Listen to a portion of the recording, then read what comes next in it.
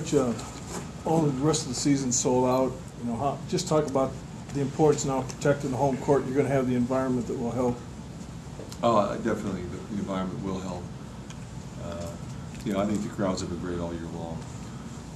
The fact that, you know, the last 7 are all sold out is, you know, I think a testament to our guys and how they played and how much they enjoy watching them play. I think it's safe to say when you look at the league, it's as balanced as it's ever been. You know, you look at the scores, you know, so you got to be ready every night, and to have that kind of atmosphere is clearly going to be very helpful.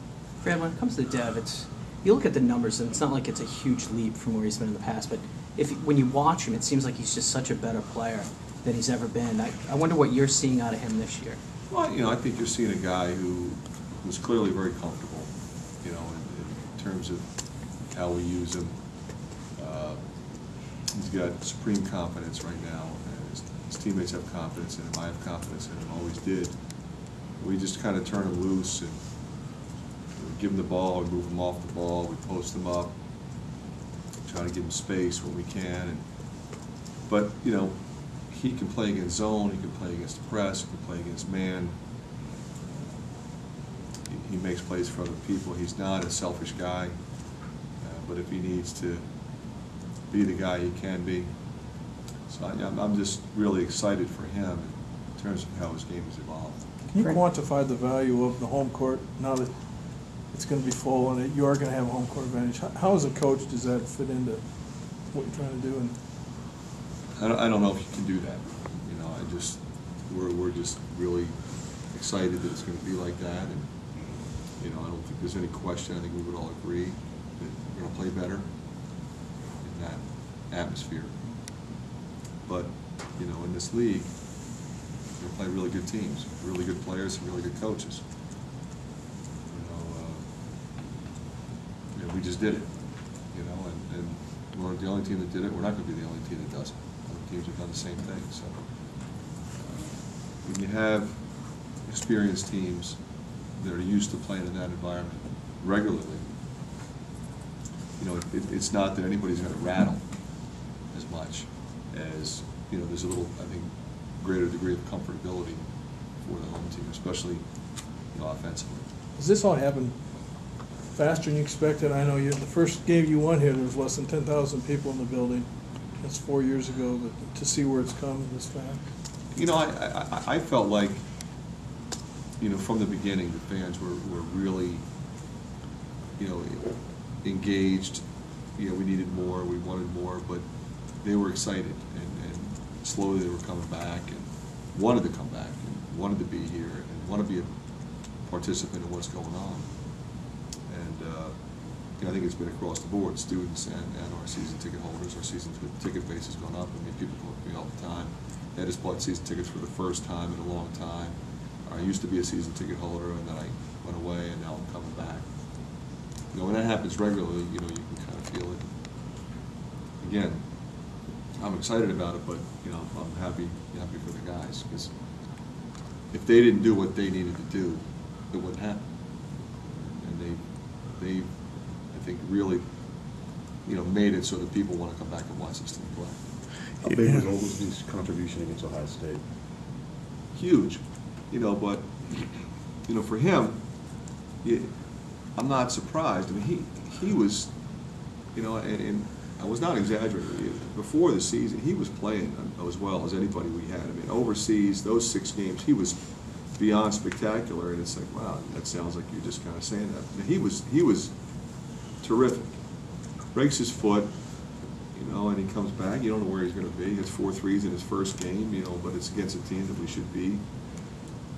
And you can see it now. He's getting in shape. He's getting comfortable. But he's a junior. You know, he defends. You know, and I say it over and over. He just doesn't. He's not a mistake guy.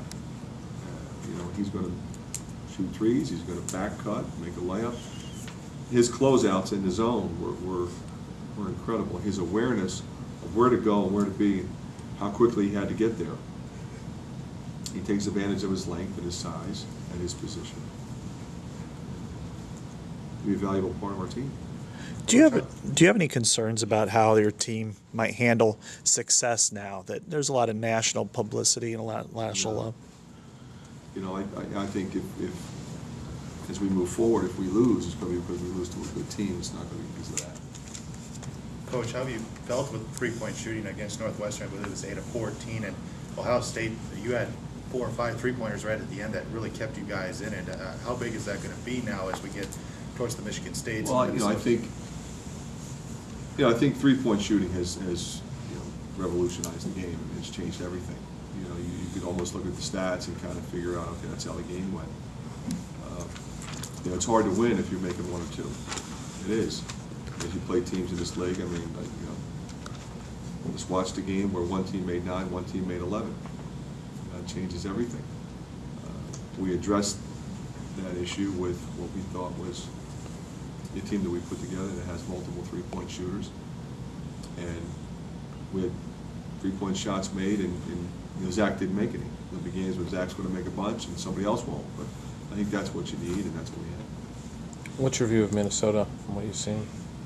I really like their team. You know,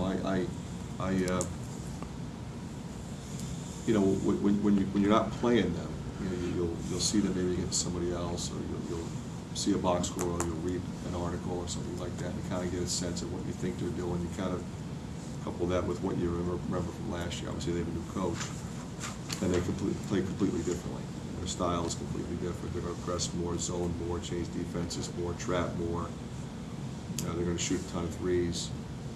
But I mean, I think what they've done is they take the players they had, they added some guys, and they got a real solid core unit of talented personnel. They're quick, and I think they have a good blend of experience and some new guys. So they'll be a major factor in this league. You got 3,000-point scorers on this team. None of them were highly recruited coming out of high school, but they can't. It's the 5th time it's been done in school history, but the other 4 times the kind of sustained success here, these guys came when the program was pretty low. Can you just talk about what they've accomplished and how important they've been in this rebuilding process? Well, I think the thing that's impressive is, they weren't afraid to come under the circumstances under which they came, which was, okay, if this thing is going to get turned, we're going to be the ones that do it.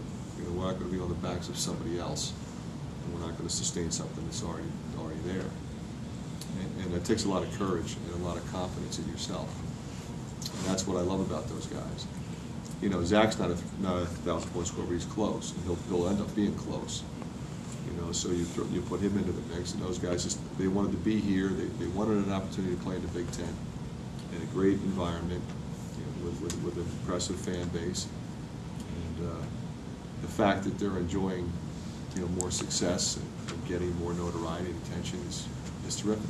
That's what I told them what happened, and glad it did. You guys have always had success, but now the kind of the validation of Sunday's win. What is it about the mental makeup of your team that no matter what happens, they don't seem to be phased or to go too high, too low? Well, I think it's the nature of the guys we have, but I also think it's a function of experience. We have more experience than we ever had before.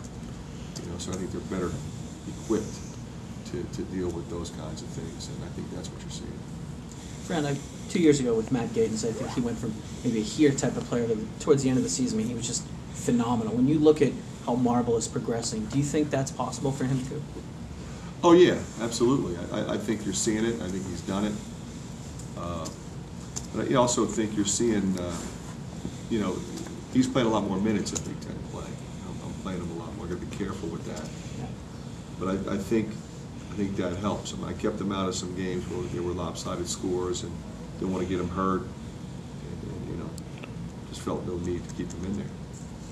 But when you have a guy that's playing like he's playing and playing as comfortably as he is, I think the more minutes you give him, the better it is. He's just out there feeling like he can do whatever we need him to do in that particular situation. If it's a drive, if it's a pull-up, if it's nothing at all, let's run some clock. But he affects the game. He rebounds, he steals the ball. He had a couple of huge steals, a couple of deflections late in that game that were winning plays, and that's what Dev is a winning player.